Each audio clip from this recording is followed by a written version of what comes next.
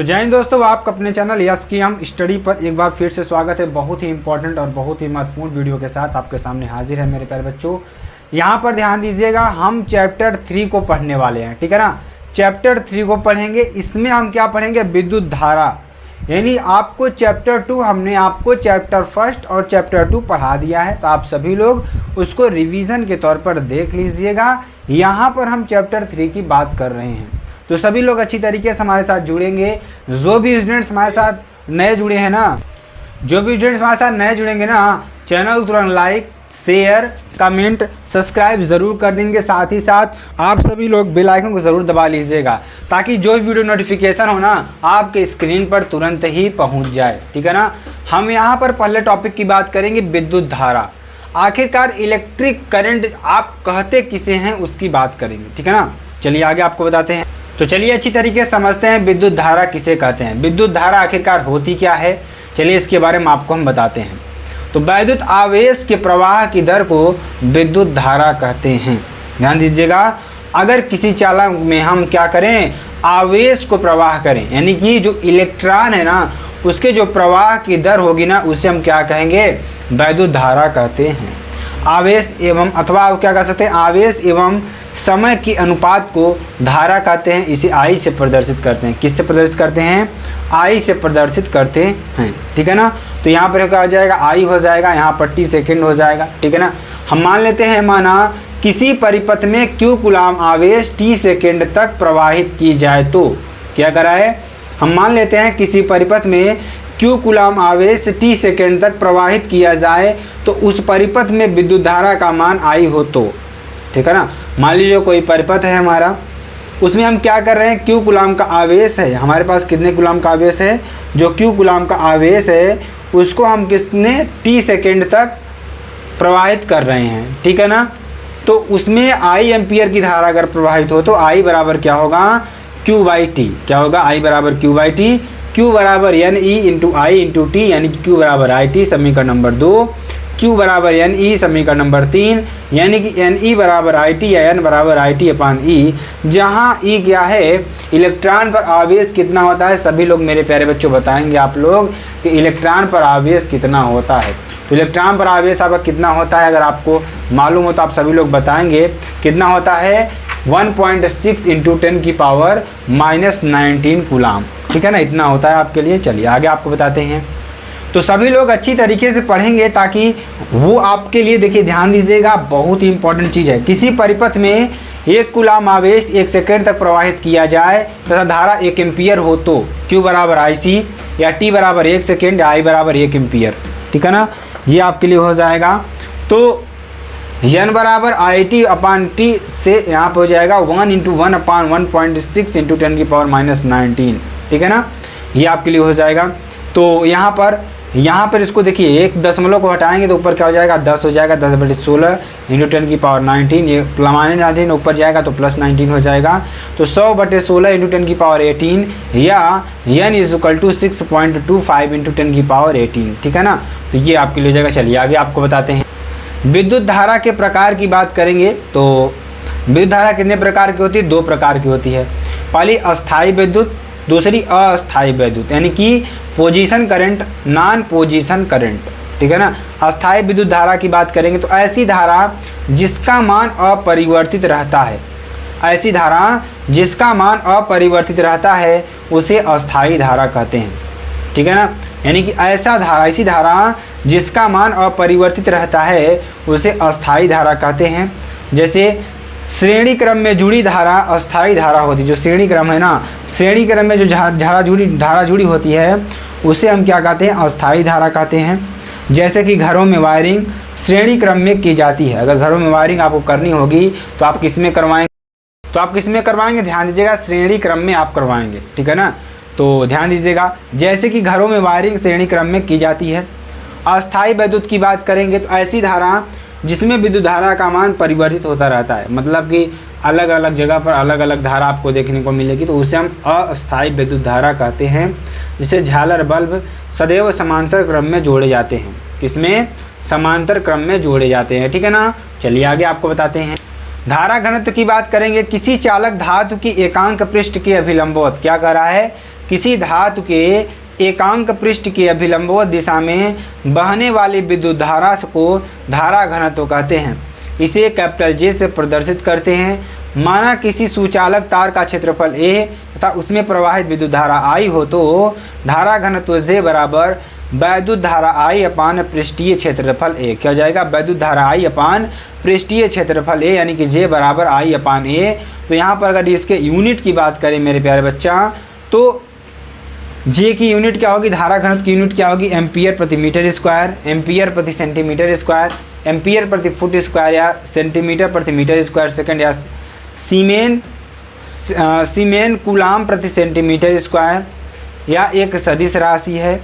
L की power -2a या I की दिशा वैद्युत धारा की दिशा होती है, यानी J की दिशा वैद्युत धारा की दिशा होती है। तो ये आपको अच्छी तरीके से लिख लेना है और अच्छी तरीके से समझ भी लेना है। चलिए आगे आपको बताते हैं। अगला टॉपिक हमारा क्या है? ओम का नियम। ओम के नियम के बारे में जानेंगे। ओम का नियम क्या होता है? तो जब किसी चालक की भौतिक अवस्थाएं जैसे चालक की लंबाई, चालक का पदार्थ, ताप एवं दाब अपरिवर्तित रहे तो, ध्यान दीजिएगा, जब किसी चालक की भौतिक अवस्थाएं जैसे चालक की लंबाई, चालक का पदार्थ, ताप एवं दाब, ध्यान दीजिएगा, ये हमारी भौतिक अवस्थाएं हैं, ठीक है ना। तो ध्यान दीजिएगा यहाँ पर चालक की भौतिक अवस्थाएं जैसे चालक की लंबाई, चालक का पदार्थ, ताप एवं दाब अपरिवर्तित रहे तो चालक के सिरों पर लगे विभवांतर V एवं चालक में बहने वाली विद्युत धारा I का अनुपात एक नियतांक के बराबर होता है। किसके बराबर होता है? एक नियतांक के बराबर होता है। I और V is directly proportional to I। Constant इसमें क्या होगा? लंबाई होगा, द्रव्यमान होगा, प्रेशर यानी दाब होगा, टेम्परेचर यानी ताप होगा। तो यहाँ पर अगर हम इसको बराबर करेंगे, एक नियतांक हमें आता है R, जिसे रीडेबल नियतांक भी कहते हैं, इसी को हम रेजिस्टेंस कहते हैं। तो V अपान I बराबर R या V equal to I R, ठीक है ना। जहाँ R चालक तार का प्रतिरोध है। R क्या है? चालक तार का प्रतिरोध है, ठीक। चलिए अब प्रतिरोध के बारे में समझते हैं। देखिए प्रतिरोध नाम से ही आपको एक चीज़ समझ में आ रही होगी, अवरोध, ठीक। प्रति मतलब किसी के विपरीत कार्य करना, ठीक है ना। प्रतिरोध है यानी कि किसी चालक तार का वह गुण, क्या कर रहा है? किसी चालक तार का वह गुण जो वैद्युत धारा के प्रवाह का विरोध करता है, यानी किसी चालक के तार का वह गुण जो वैद्युत धारा के प्रवाह का विरोध करता है, उसे वैद्युत प्रतिरोध कहते हैं। क्या कहते हैं? उसे वैद्युत प्रतिरोध कहते हैं, ठीक है ना। चलिए आगे आपको बताते हैं।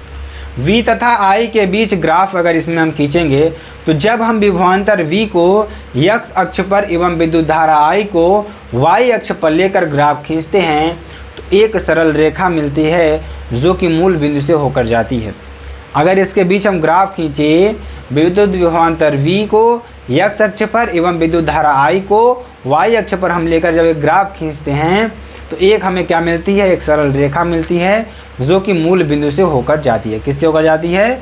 मूल बिंदु से होकर जाती है। ओम का नियम केवल धातुओं के लिए सत्य होता है। जो ओम का नियम है किसके लिए? केवल धातुओं के लिए सत्य होता है। R is equal to V upon I, यानी कि theta is equal to 45 degree. यहाँ पे I है, ये हमारा V है, ठीक है ना। नोट सेकेंड की बात करेंगे। अगर विद्युत धारा का मान बदलता रहे तो ग्राफ ध्यान दीजिए कैसे बनेगा। ध्यान दीजिएगा, यहाँ पे जाएगा, फिर एक ऊपर, फिर नीचे, फिर ऊपर, फिर नीचे, इस तरीके से आपको ग्राफ देखने को मिलेगा। किस कंडीशन में? जब विद्युत धारा क्या रहे, उसका मान क्या रहे? बदलता रहे, ठीक है ना। चलिए आगे आपको बताते हैं।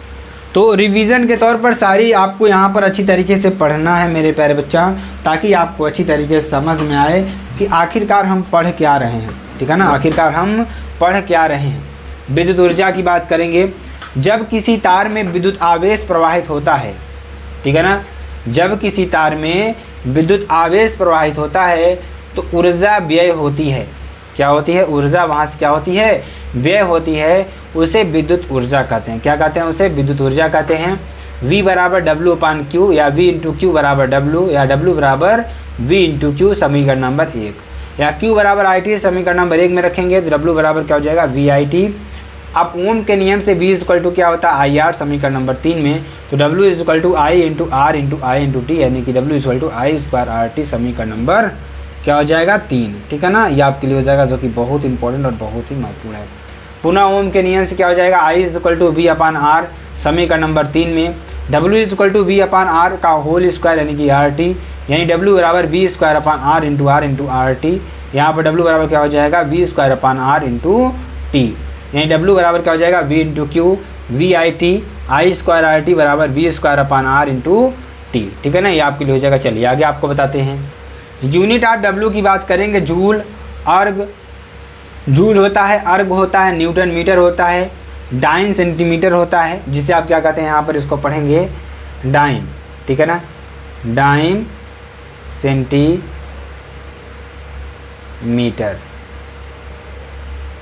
ठीक है ना, ये आपको लिख देना है, जो कि आपके लिए बहुत इंपॉर्टेंट है। तो ध्यान दीजिएगा। अब इसमें अगर बीमी सूत्र की बात करें इसको, तो ml स्क्वायर टी की पावर -2 होता है। यह एक क्या है, अदिश राशि है। अगर यूनिट आप जूल की बात करें, ऊर्जा की बात करें, तो ऊर्जा का मात्रक जूल होता है, अर्ग होता है, डाइन प्रति सेंटीमीटर होता है, और क्या होता है, ml स्क्वायर टी की पावर -2, इसका क्या होगा, भीमी सूत्र होगा। यह क्या एक अदिश राशि है। चलिए उष्मीय ऊर्जा की बात करेंगे, यानी कि हीट एनर्जी की बात करेंगे, तो उष्मा द्वारा प्राप्त ऊर्जा को, अगर उष्मा द्वारा हम प्राप्त ऊर्जा को उष्मीय ऊर्जा कहते हैं। उष्मा द्वारा प्राप्त ऊर्जा को क्या कहेंगे हम, उष्मीय ऊर्जा कहते हैं। उष्मीय ऊर्जा को कैपिटल H से प्रदर्शित करते हैं। जो उष्मीय ऊर्जा है ना, इसको हम कैपिटल H से प्रदर्शित करते हैं। इसका मात्रक कैलोरी या किलो कैलोरी होती है। इसका मात्रक क्या होता है, कैलोरी या किलो कैलोरी होता है। एक जूल बराबर 4.18 कैलोरी या 4.2 कैलोरी, या H बराबर W अपान 4.2 कैलोरी। ठीक है ना, H बराबर क्या हो जाएगा, V इंटू क्यू अपान 4.2 बराबर VIT अपान 4.2 बराबर आई स्क्वायर RT अपान 4.2। क्या हो जाएगा, आई स्क्वायर RT अपान 4.2, यानी कि V स्क्वायर T अपान R इंटू 4.2 कैलोरी।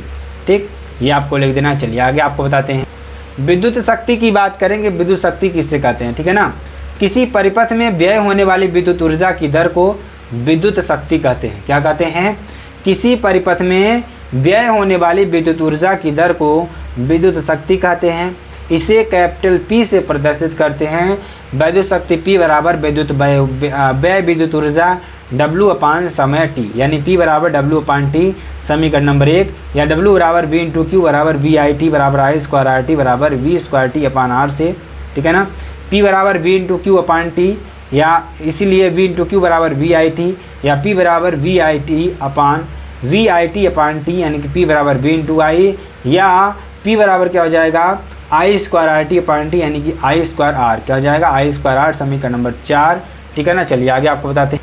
P बराबर क्या हो जाएगा, V स्क्वायर T अपान T इंटू R, यानी कि P बराबर V स्क्वायर अपान, समीकरण नंबर 5। यदि W बराबर 1 और T बराबर 1 हो तो P बराबर W बाई T, या P बराबर 1/1, यानी P बराबर 1 वाट। अगर हम P की अगर शक्ति की हम क्या करें, यहाँ पर मात्रक निकालें, तो क्या होता है, वाट होता है, जूल प्रति सेकेंड होता है, अर्ग प्रति सेकेंड होता है, HP यानी कि हार्स पावर होता है। 1 HP बराबर 746 वाट, mHP होता है 735/746 वाट। ml स्क्वायर T की पावर -3 इसका बीमीय सूत्र होता है। 1 मेगावाट बराबर 10 की पावर 6 वाट के बराबर होता है ना। ठीक है, चलिए आगे आपको बताते हैं। 1 वाट घंटा की बात करेंगे, तो वह ऊर्जा जो 1 वाट वाले सामर्थ्य वाले परिपथ में 1 घंटे में ऊर्जा व्यय करता है, उसे 1 वाट घंटा कहते हैं। वह ऊर्जा जो 1 वाट वाले सामर्थ्य वाले परिपथ में 1 घंटे में ऊर्जा व्यय करता है, उसे हम क्या कहते हैं, 1 वाट घंटा कहते हैं। या 1 वाट आवर बराबर 3600 जूल, या 1 वाट आवर बराबर 3.6 इंटू 10 की पावर -3 जूल। ठीक है ना। 1 किलोवाट बराबर क्या होता है, वह ऊर्जा जो 1 किलोवाट वाले सामर्थ्य के परिपथ में 1 घंटे में ऊर्जा व्यय करता है, उसे 1 किलोवाट घंटा कहते हैं। 1 किलोवाट आवर बराबर क्या होगा, 3.6 इंटू 10 की पावर 6 जूल, या यूनिटों की संख्या बराबर वाट इंटू समय बटे 1000। ठीक है ना, ये आपके लिए। चलिए आगे आपको बताते हैं। चलिए अगले क्वेश्चन की बात करेंगे। ये क्वेश्चन है आपके लिए बहुत ही इंपॉर्टेंट क्वेश्चन, बहुत ही महत्वपूर्ण क्वेश्चन। इसको अच्छी तरीके से लिखिएगा आप सभी लोग। चेतना के घर में 5 बल्ब लगे हैं। कोई चेतना लड़की है, उसके घर में 5 बल्ब लगे हैं। प्रत्येक बल्ब की सामर्थ्य 100 वाट है। प्रत्येक बल्ब की अगर सामर्थ्य वहाँ पर निकालेंगे तो कितना है, 100 वाट है। प्रत्येक बल्ब प्रतिदिन 10 घंटे जलते हैं। प्रत्येक बल्ब जो हैं प्रतिदिन कितने घंटे जल रहे हैं, 10 घंटे जल रहे हैं। ध्यान दीजिएगा, 5 बल्ब लगे हैं। प्रत्येक बल्ब की जो सामर्थ्य जो शक्ति है कितना है, 100 वाट है। ठीक, प्रत्येक बल्ब प्रतिदिन 10 घंटे जलते हैं। कितने घंटे, 10 घंटे जलते हैं। तो बताओ कि 30 दिन महीने में कितने यूनिट बिजली खर्च होगी। 30 दिन के महीने में, महीना कितने दिन का है, यहाँ पर 30 दिन का है, ठीक है ना। तो आपको ये बताना है कि 30 दिन के महीने में आपको कितनी व्यय, ऊर्जा की व्यय होगी या बिजली की खर्च होगा। यदि 1 यूनिट का मूल्य 5 रुपये हो तो बिजली के बिल का भुगतान कितना करना पड़ेगा, ठीक है ना। तो यूनिटों की संख्या बराबर वाट इंटू समय बटे 1000 या 5 इंटू, देखिए हाँ ध्यान दीजिएगा, वाट 5 इंटू 100 यानी कि कितने वाट, 5 बल्ब हैं, कितने वाट के, 100 वाट के, कुल वाट यहाँ पर आपको निकल जाएगा। समय कितना दे रखा है, 30 दिन दे रखा है और प्रत्येक दिन 10 घंटे चल रहा है, तो यहाँ पर 10 इंटू 30 पूरा टोटल आवर्स आपका आ जाएगा और बटे 1000। तो यूनिटों की संख्या कितनी आ जाएगी, 150 यूनिट। और यहाँ पर बिजली का बिल 750 रुपये। 1 यूनिट बराबर 5 इंटू 150 यानी कि 750 आपको आ जाएगा, ठीक है ना। चलिए आगे आपको बताते हैं। प्रतिरोधों का संयोजन की बात करेंगे, ठीक है ना, श्रेणी क्रम में। तो R1 बराबर R2 बराबर R3 या V1 V2 V3। ध्यान दीजिएगा, अगर प्रतिरोध क्या है, श्रेणी क्रम में है, तो प्रत्येक में जो I होगी, I क्या होगी, बराबर होगी। करंट उसमें क्या होगी, बराबर होगी। तो अगर हम यहाँ पर श्रेणी क्रम में प्रतिरोधों का संयोजन निकालते हैं तो आपका क्या आता है, आप सभी लोग जानते हैं। देखिए हम रिवीजन के तौर पर आपको बता रहे हैं। तो यहाँ पर ओम के नियम से V = IR या V1 बराबर IR1, V2 बराबर IR2, V3 बराबर IR3। ठीक, चलिए आगे आपको बताते हैं। अगर प्रतिरोध आपका सीरीज़ में है ना, तो R बराबर कितना हो जाएगा, R1 + R2 + R3, समीकरण नंबर 7, ठीक है ना, आपके लिए हो जाएगा। अगर यहीं पर आपको समांतर आ जाए तो 1/R बराबर 1/R1 + 1/R2 + 1/R3, कुछ चेंजेस नहीं है। आप सीरीज का याद करिए। अगर सीरीज में कई प्रतिरोध लगे हुए हैं तो अब देखिए सीरीज में कैसे आप निकालेंगे, प्रत्येक में क्या होगी, धारा आपको समान दिखेगी, ठीक है ना। तो R बराबर R1 + R2 + R3, ठीक है ना। चलिए आगे आपको बताते हैं। तो समांतर क्रम का आपका फिगर ऐसे ही दिखेगा, ठीक है ना। अगर यहाँ पर अगर आपको देखना है तो इसका आंसर क्या हो जाएगा, ध्यान दीजिएगा, यहाँ पर आपको दिख रहा होगा जो हमने आपको बताया, 1/R बराबर 1/R1 + 1/R2 + 1/R3, ठीक है ना। विद्युत सेल की बात करेंगे। विद्युत सेल किसे कहते हैं? विद्युत सेल एक ऐसी युक्ति है जो रासायनिक ऊर्जा को विद्युत ऊर्जा में बदलता है। विद्युत सेल क्या है? विद्युत सेल एक ऐसी युक्ति है ना जो क्या करती है, रासायनिक ऊर्जा को विद्युत ऊर्जा में बदलता है। ये क्या करता है, जो क्या करता है, विद्युत ऊर्जा को रासायनिक ऊर्जा में बदलता है और तथा किसी परिपथ में विद्युत आवेश को निरंतरता बनाए रखता है। किसी अगर आवेश की बात करें तो उसमें क्या करता है, निरंतरता बनाए रखता है। इसमें धातु के 2 इलेक्ट्रोड लगे होते हैं। क्या लगे होते हैं? धातु के 2 इलेक्ट्रोड लगे होते हैं जो किसी विद्युत अपघट्ट के विलयन में उपस्थित होते हैं। किस में उपस्थित होते हैं? विद्युत अपघट्ट के विलयन में उपस्थित होते हैं, ठीक है ना। बैटरी की बात करेंगे। बैटरी क्या होता है? सेलों के संयोजन को बैटरी कहते हैं। सेलों के संयोजन क्या कहते हैं? बैटरी कहते हैं। बैटरी को ध्यान दीजिएगा इस प्रकार से प्रदर्शित करते हैं, एक बड़ा, एक प्लस फिर माइनस फिर प्लस फिर माइनस, आपको यहाँ पर इस तरीके से देखने को मिलेगा। चलिए आगे आपको बताते हैं। सेल के विद्युत वाहक बल की बात करेंगे। तो सेल का विद्युत वाहक बल किसे कहते हैं? एकांक आवेश को पूरे परिपथ में घुमाने के लिए सेल द्वारा किए गए कार्य को सेल का विद्युत वाहक बल कहते हैं। किसको? एकांक आवेश को पूरे परिपथ में घुमाने के लिए सेल द्वारा किए गए कार्य को सेल का विद्युत वाहक बल कहते हैं। इसे कैपिटल ई से प्रदर्शित करते हैं। माना किसी सेल में उपस्थित आवेश की मात्रा Q तथा इस सेल द्वारा किया गया कार्य W हो तो सेल में उत्पन्न विद्युत वाहक बल कैपिटल E होगा, यानी कि E बराबर W/Q, यानी कि E का जो आपका मात्रक होगा, E का मात्रक वोल्ट, जूल प्रति कूलाम, अर्ग प्रति स्टेट कूलाम या ml² T⁻³ A⁻1, ठीक है ना। चलिए आगे आपको बताते हैं। सेल के आंतरिक प्रतिरोध की बात करेंगे। तो सेल का आंतरिक प्रतिरोध क्या होता है, ठीक है ना। चलिए उसके बारे में थोड़ा चर्चा करते हैं। आंतरिक का मतलब अंदर, मतलब एक आप समझ रहे हैं ना कि एक अंदर से क्या होता है कि उसके जो रासायनिक ऊर्जा को क्या करता है, इलेक्ट्रिक ऊर्जा में चेंज करता है ना, उसमें जो प्रवाह में जो अवरोध उत्पन्न करता है उसे हम क्या कहेंगे, ध्यान दीजिएगा मेरे प्यारे बच्चा, उसको हम क्या कहेंगे, आंतरिक प्रतिरोध कहेंगे। यानी कि आप देख रहे हैं ये हमारा क्या है, वैद्युत स्रोत है, यानी वोल्टेज इसमें दिया जा रहा है और ये स्मॉल आर क्या है, आंतरिक प्रतिरोध है, और कैपिटल आर क्या है, बाहरी प्रतिरोध यानी कि बाह्य प्रतिरोध। तो सेल के घोल द्वारा उत्पन्न प्रतिरोध को आंतरिक प्रतिरोध कहते हैं, इसे स्मॉल आर से प्रदर्शित करते हैं, ठीक है ना। यानी कि ध्यान दीजिएगा यहाँ पर, अगर आपको समझ में आ रहा हो तो वहाँ पे आपको समझाएंगे कि इसको स्मॉल आर से प्रदर्शित करते हैं। V तथा कैपिटल ई तथा स्मॉल आर में संबंध आपका क्या होगा, जब सेल धारा देता है, सेल क्या देता है, धारा देता है, तो V बराबर क्या होगा, E माइनस आई आर, यानी V दोनों सेलों के बीच का अंतर है। E क्या है, कैपिटल ई क्या है, सेल का विद्युत वाहक बल है। I क्या है, प्रवाहित धारा, ठीक है ना। और स्मॉल आर क्या है, सेल का आंतरिक प्रतिरोध है मेरे प्यारे बच्चा, ठीक है ना। चलिए आगे आपको बताते हैं। जब सेल धारा नहीं देता है तो I बराबर 0 समीकरण number 1, V is equal to E minus 0 into R, V बराबर ई समीकरण नंबर 2। तो केस थर्ड की बात करेंगे, जब सेल को बाह्य स्रोत से आवेश प्राप्त हो तो V बराबर ई प्लस आई आर समीकरण नंबर 3, V इज क्या जाएगा, ग्रेटर देन ई समीकरण नंबर 1। समीकरण नंबर 4 से यह स्पष्ट होता है कि जब सेल बाह्य स्रोत से आवेश प्राप्त करता है तो सेल के सिरों पर लगा विभवांतर V उसके विद्युत वाहक बल से अधिक होता है, ठीक है ना। चलिए आगे आपको बता, सेल द्वारा ली गई धारा क्या होगी, सेल द्वारा ली गई धारा, यहाँ पर कैपिटल आर है और यहाँ पर स्मॉल आर, यहाँ पर विभवांतर ध्यान दीजिएगा ई है, तो विभवांतर वी है, जो वैद्युत स्रोत है ई है, तो V is equal to minus I R. तो यहाँ पर ध्यान दीजिएगा, सेल द्वारा जो ली गई धारा है ई बराबर कैपिटल ई अपान capital R plus small R. Small R क्या है, आंतरिक प्रतिरोध है, आर क्या है, बाह्य प्रतिरोध है। कुल प्रतिरोध small R plus capital R आपके लिए हो जाएगा, ठीक है ना। अब हम बात करेंगे सेलों के संयोजन की, ठीक है ना। तो सेलों का संयोजन क्या होता है, कितने प्रकार का होता है, एक होता है श्रेणी क्रम, एक होता है समांतर क्रम और एक होता है मिश्रित क्रम, जिसमें श्रेणी और समांतर दोनों होंगे आपके। तो श्रेणी क्रम की बात करेंगे तो आपको इस तरीके से कुछ बनेगा, तो ये हमारे क्या है, श्रेणी क्रम है, इस तरीके से आपको जुड़ेगा, एक सेल यहाँ पर, एक सेल यहाँ पर, एक सेल यहाँ पर, इसमें आंतरिक प्रतिरोध आर आर यहाँ पर n बार आपको जुड़ेगा।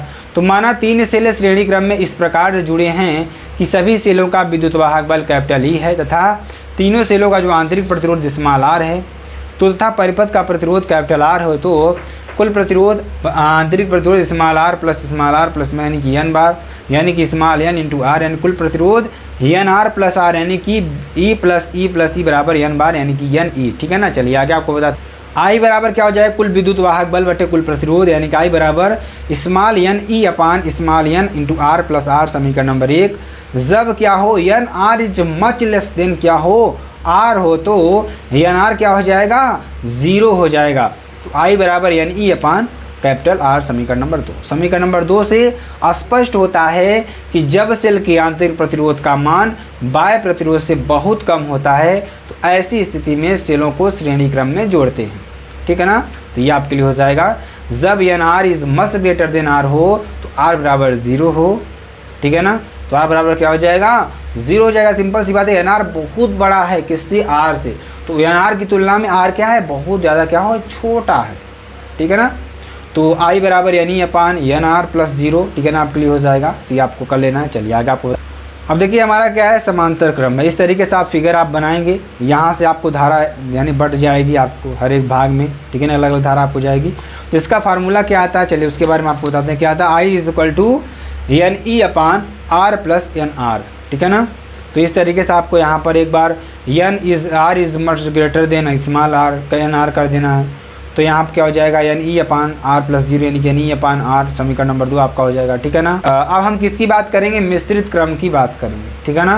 तो मिश्रित क्रम में आपको क्या देखने को मिलेगा, समांतर भी देखने को मिलेगा और सीरीज़ भी देखने को मिलेगी। तो यहाँ पर देखिए 3 आपको जुड़े हैं सीरीज़ में, यहाँ पर भी 3, यहाँ पर भी 3 और 3 क्या हैं इधर आपको जुड़े हुए हैं। तो ये आपको किस में हो जाएगा, समांतर मिश्रित क्रम में हो जाएगा, ठीक है ना। तो मिश्रित क्रम की बात करेंगे तो कितना आएगा, ध्यान दीजिए। यहाँ पर क्या हो जाएगा, आई मैक्सिमम बराबर क्या हो जाएगा, एन ई अपान 2R, ठीक है ना। ये आपको लिख लेना है फार्मूला, जो कि बहुत ही इंपॉर्टेंट, बहुत ही महत्वपूर्ण है। चलिए आगे आपको बताते हैं, ध्यान दीजिएगा। किरचॉफ का नियम क्या होता है, किरचॉफ का नियम क्या होता है, किरचॉफ किस, देखिए इतना ज़्यादा इंपॉर्टेंट है ना, आप यहाँ नहीं, आप कक्षा 10 में, 12 में, 11 में, इसके आगे भी आप पढ़ाई करेंगे ना, इसका यूज बहुत ही ज़्यादा है मेरे प्यारे बच्चा, इतना ज़्यादा इसका यूज़ है। किरचॉफ का नियम बहुत ज़्यादा यूजेबल है, ठीक है ना। तो किरचॉफ के निम्नलिखित 2 नियम है, प्रथम नियम या संधि का नियम। किसी विद्युत परिपथ में संधि से जुड़ने वाली धारा का बीजगणितीय योगफल शून्य होगा। ध्यान दीजिएगा, मान लीजिए ये हमारी कोई क्या है, संधि है, क्या है, संधि है, ठीक है ना। अब हम क्या कर रहे हैं, यहाँ से यानी ध्यान दीजिएगा विद्युत धारा का जो बीजगणितीय योगफल है ना वो शून्य होगा। कैसे शून्य होगा हम आपको बताते हैं। मान लीजिए हमारा कोई पॉइंट है, कई धारा यहाँ से जा रही है, कहीं पर यहाँ धारा आ रही है, ठीक है ना। तो आने वाली करंट का योग बराबर जाने वाली करंट का योग क्या होगा, बराबर होगा, या दोनों का योगफल क्या होगा, शून्य होगा। कहने का मतलब समेशन ऑफ आई बराबर 0। यानी ध्यान दीजिएगा, अगर हम माना I1, I2, I3, I4, I1, I2, I3, I4 ये संधि की ओर आ रही हैं, लेकिन I5 और I6 संधि से दूर जा रही हैं।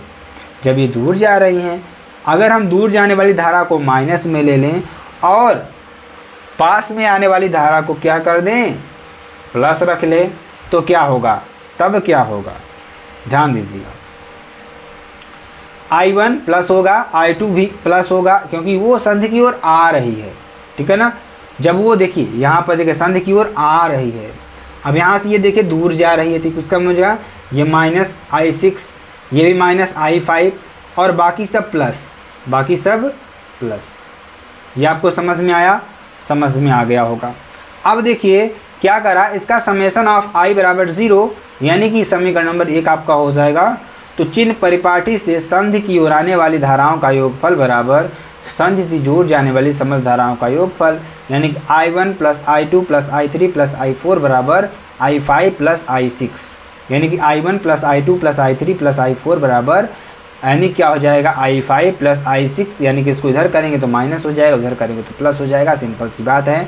तो संधि से दूर और संधि की ओर आने वाली धाराओं का चिन्ह धनात्मक तथा संधि से दूर जाने वाली धनात्मक चिन्ह का ऋणात्मक लिया जाता है। वास्तव में किरचॉफ का प्रथम नियम आवेश संरक्षण के नियम को दर्शाता है, ठीक है ना। चलिए आगे आपको बताते हैं द्वितीय नियम या बंद पास का नियम क्या होता है। चलिए इसकी बहुत ही इंपॉर्टेंट है, बहुत ज़्यादा भी, इसका न्यूमेरिकल से भी आपको इतना ज़्यादा करवाएंगे ना आपको भी समझ में आ जाएगा। किसी विद्युत परिपथ में किसी बंद पास के विभिन्न खंडों में बहने वाली धाराएं तथा उनके संगत प्रतिरोधों के गुणनफलों के बीजगणितीय योगफल तथा शिलों के विद्युत वाहक बलों के बीजगणितीय योगफलों के बराबर होता है। यानी सिग्मा आई आर बराबर सिग्मा ई, समीकरण नंबर 1, यानी कि आई बराबर क्या हो जाएगा, यहाँ पर देखिए माइनस और प्लस, ठीक है ना, R1 R2 R3, ठीक है ना। अगर हम यहाँ पर देखें, इसमें जो वोल्टेज है ई लगा है, इसमें ई लगा है, ठीक है ना, और प्रतिरोध R1 R2 R3 है, ठीक है ना। ये आपके लिए हो जाएगा, जो कि बहुत इंपॉर्टेंट और बहुत ही महत्वपूर्ण है। तो ध्यान दीजिएगा, यहाँ पर बंद पास A B E F A में क्या हो जाएगा, I1 R1 minus I2 R2 बराबर E1 माइनस E2। यानी क्या कह रहा है, उसमें यही कह रहा है कि बंद पास के विभिन्न खंडों में, यानी जो आपके खंड बने हुए हैं ना, यही खंड है। मान लीजिए खंड 1 है आपका ये, और खंड 2 ये है, ठीक है ना। यानी बहने वाली धाराएं, इसमें जो बहने वाली धाराएं हैं, ठीक, और उसके संगत जो प्रतिरोध है, मान लीजिए ये हमारा I1 है, इसके संगत प्रतिरोध R1 है, इसका गुणनफल, ठीक है ना, गुणनफल का बीजगणितीय जो योगफल होगा ना मेरे प्यारे बच्चा, वो समस्त विद्युत वाहक बलों के बीजगणितीय योगफल के बराबर होगा। तो यहाँ पर I1 R1 minus I2 R2 बराबर E1 माइनस E2, ये कहाँ से आया मेरे प्यारे बच्चा। अगर इसको हम यहाँ से चलेंगे तो यहाँ से चलिए, अगर यहाँ से आप चल रहे हैं, यहाँ से चल रहे हैं, तो I1 R1, अब देखिए धारा के हम विपरीत दिशा में जा रहे हैं यहाँ पे, तो यहाँ पे माइनस हो जाएगा, तो माइनस I2 R2, ठीक है ना, बराबर। अब यहाँ से चले थे हम, कहाँ से, यहाँ से चले थे, तो यहाँ से देखिए प्लस चलेंगे, प्लस E1 इसको मान लीजिए और इसको U2 मान लीजिए, तो E1 माइनस E2, इधर आएंगे तो धारा विपरीत दिशा में हो जाएंगे, तो E1 माइनस E2 हो जाएगा। बंद पास B C D E B में देखेंगे तो I2 R2 plus I1 plus I2 into R3 बराबर E2, समीकरण नंबर 3, ठीक है ना, ये आपके लिए हो जाएगा। चलिए आगे आपको बता, अब हीट स्टोन क्षेत्र का सिद्धांत क्या होता है, हमने आपको बहुत बार बता रखा है। ये आपका फिगर है, इसमें आपको 4 प्रतिरोध देखने को मिलेंगे, धाराएं आपको देखने को P Q R S, इसमें एक अननोन प्रतिरोध यानी कि एक अज्ञात प्रतिरोध आपका होगा, जिसका मान आपको निकालना रहेगा। धाराएं I1 I2 I3 I4 हैं, ठीक है ना। चलिए ध्यान दीजिएगा क्या होता है यहाँ पे, तो इसको अच्छी तरीके से समझेंगे तभी आपको समझ में आएगा, ऐसा समझ में नहीं आएगा। यहाँ पर P/Q बराबर R/S इसका जो फार्मूला होता है। P/Q एक अनुपातिक प्रतिरोध है, ठीक है ना। ये आपके लिए क्वेश्चन हो जाएगा। चलिए आगे आपको बताते हैं, थोड़ा और समझाते हैं। तो अगला क्या है, पदार्थ का प्रतिरोध पर निर्भरता, ठीक है ना। पदार्थ का प्रतिरोध पर निर्भरता यानी R is directly proportional to L। ध्यान दीजिएगा, अगर आपके घर में कोई तार है, आप वहाँ पर अनुभव करिएगा, अपने घर में अनुभव करिएगा। अगर हम तार की लंबाई को बढ़ा दें, तार की लंबाई को अगर हम बढ़ाएंगे तो प्रतिरोध उतना ही क्या होगा मेरे प्यारे बच्चा, घटेगा। क्या होगा, प्रतिरोध उतना ही, यानी लंबाई बढ़ाएंगे प्रतिरोध क्या होगा, बढ़ेगा। लंबाई घटाएंगे प्रतिरोध घटेगा। आप देखिए, जिसकी तार, मान लीजिए हमारे पास 10 मीटर का तार है, ये उसको हम 100 मीटर कर दें तो उसमें जो प्रतिरोध होगा क्या होगा, बढ़ जाएगा, लंबाई के साथ प्रतिरोध बढ़ जाएगा। अब R is inversely proportional to 1/A। अगर हम इसकी मोटाई को बढ़ा देते हैं मेरे प्यारे बच्चों, इसकी मोटाई को अगर हम बढ़ा देंगे तो प्रतिरोध हमारा क्या होगा, घट जाएगा। क्यों घट जाएगा, क्योंकि जो हमारा आवेश है उसको बहने के लिए ज़्यादा स्थान मिलेगा, ज़्यादा जगह मिलेगी उसको बहने के लिए, ठीक है ना। तो ये आपका थोड़ा बहुत होता है। तो समीकरण नंबर 1 और 2 की बात करेंगे। R is directly proportional to L/A या R इज़ बराबर रो इंटू L/A। समीकरण नंबर 3, समीकरण नंबर 3 से रो बराबर R इंटू A/L। रो क्या है, विशिष्ट प्रतिरोधकता है। R बराबर प्रतिरोध है, A बराबर अनुप्रस्थ काट का क्षेत्रफल है, L बराबर क्या है, तार की लंबाई है। रो का मात्रक ओम मीटर या ओम सेंटीमीटर होता है, ठीक है ना। चलिए मीटर सेतु की बात करेंगे, ये भी बहुत इंपॉर्टेंट है, बहुत पूछता है। तो मीटर सेतु क्या होता है, चलिए इसके बारे में बताते हैं आपको। मीटर सेतु क्या होता है, एक ऐसा उपकरण है जो व्हीटस्टोन सेतु पर आधारित है। इसके द्वारा अज्ञात प्रतिरोध को ज्ञात किया जाता है, ठीक है ना। तो चलिए यहाँ से ज्ञात किया जाता है, आयस बराबर R इंटू 100 - L/L, ठीक है ना, ये आपके लिए हो जाएगा। चलिए विभवमापी की बात करेंगे, आपका विभवमापी हो जाएगा। तो विभवमापी एक ऐसा यंत्र है जिसकी सहायता से विद्युत वाहक बल तथा इसके बीच का विभवांतर ज्ञात किया जाता है। यह लकड़ी के आयताकार बॉक्स के जैसा बना होता है। इसके एक सिरे पर मीटर स्केल लगा होता है तथा इसी भीतर 4 से 12 मैग्नीशियम के तार लगे होते हैं, श्रेणी क्रम में तांबे की पट्टियों से जुड़े होते हैं, ठीक है ना। इस तरीके से आपका हो जाएगा। विभवमापी का सिद्धांत आपको यहाँ पर उसको अच्छी तरीके से बाद में बताएंगे आपको हम, ठीक है ना। विभव प्रवणता की बात करते हैं। एकांक लंबाई में होने वाले विभव पतन को विभव प्रवणता कहते हैं। इसे फाई या कैपिटल K से प्रदर्शित करते हैं।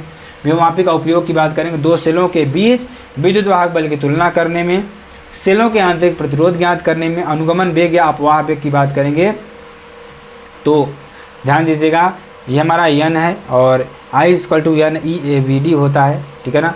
यानी जब किसी चालक को वोल्टेज दिया जाता है, मान लीजिए कोई हमारा चालक है, इसको जब हम वोल्टेज देते हैं तो चालक में स्थित इलेक्ट्रॉन जिस अतिरिक्त वेग से आगे की ओर बढ़ते हैं उसे अनुगमन वेग कहते हैं। इसे VD से प्रदर्शित करते हैं, ठीक है ना। चलिए माना L लंबाई तथा कोई चालक जिसके अनुप्रस्थ काट का क्षेत्रफल A, धातु से उपस्थित इलेक्ट्रॉन की संख्या N, प्रवाहित धारा I हो तो I बराबर NeAVD। धारा घनत्व एवं अनुगमन वेग में संबंध क्या हो जाएगा, J = I/A। समीकरण नंबर 1 I बराबर NeAVD। समीकरण नंबर 1 में तो क्या हो जाएगा, R बराबर L1/L2 - 1 इंटू कैपिटल R, ठीक है ना। चलिए आगे बात करते हैं, विशिष्ट चालकता की बात करेंगे। तो विशिष्ट प्रतिरोध के व्युत्क्रम को विशिष्ट चालकता कहते हैं। इसे रो से प्रदर्शित करते हैं, रो बराबर सिग्मा से प्रदर्शित करते हैं, सिग्मा बराबर रो या रो बराबर E/J। तो समीकरण नंबर 2 में रो का मान समीकरण नंबर 1 में रखने पर रो बराबर, यहाँ पर सिग्मा बराबर E/J यानी कि सिग्मा बराबर E/J, सिग्मा बराबर J/E यानी कि J बराबर सिग्मा इंटू E, ठीक है ना। तो ये आपका चैप्टर नंबर 3 था मेरे प्यारे बच्चों। अगर आपको वीडियो पसंद आती है आप चैनल को लाइक शेयर कमेंट सब जरूर कर सकते हैं। फिर मिलते हैं नेक्स्ट वीडियो में नए टॉपिक के साथ। तब तक के लिए जय हिंद, जय Bharat, bye bye, take care.